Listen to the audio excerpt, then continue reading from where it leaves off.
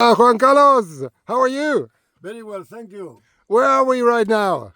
We are in Barlovento in the northeast part of the island of La Palma. And you see there is a scar, an embayment that is very typical of the giant landslide like the ones in Tenerife or El Hierro, etc.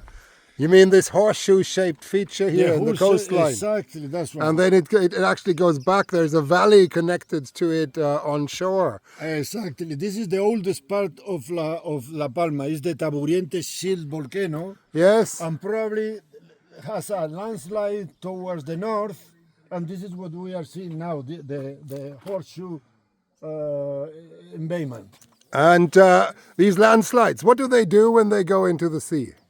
When they go into the sea, they make enormous tsunamis. They splash a little, don't they? Splash a little, probably the biggest tsunamis ever recorded in history, but fortunately we didn't have one giant landslide in historical period here in the Canary Islands. Well, yeah, praise the Lord. I mean, this could have been rather unpleasant because Absolutely. the records show that these tsunami waves, they can travel up for 100, 150, 200 meters up into... the speed of a jumbo jet.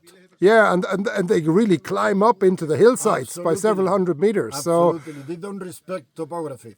The biggest landslides are in the Hawaiian Islands, in the Big Island. Right. Yeah, and well, this is where the term tsunami comes from. It's Japanese, and it's all these Hawaiian landslides that make the tsunami that travel to Japan. Japanese means the wave of harbor. Oh, the harbor wave. Harbor wave. Well, because it hits your harbor really hard. I see. Oh, so this would have made quite a splash, but luckily there's nothing to the north of La Palma, so there would have been no direct impact on some neighboring island or things like that. Probably will be more than 1 million years old. It would have to be. It's the Taburiente shield, so I would think that this is a little older. Also, you can see that while there's some cliffs here in the lower part. The youngest landslide in the Canary Islands is in the El Hierro, El Golfo in El Hierro.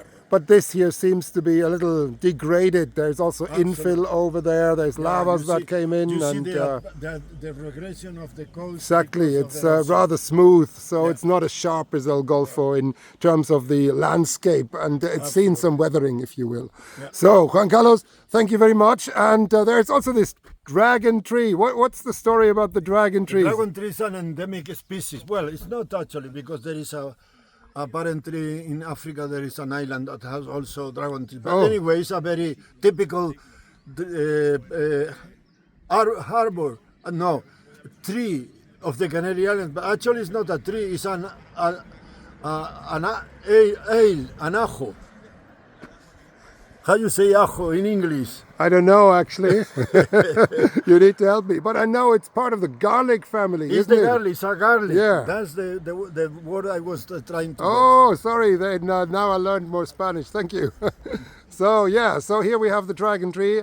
And this is coming from here, from the islands. It is endemic, yes. Wonderful. And there's actually quite a lot of them down there in the valley here.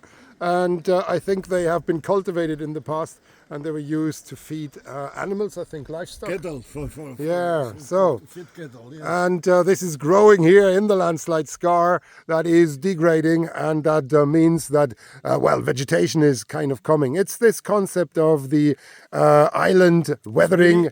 It's very famous. This tree is very famous because the sap is like blood, is red.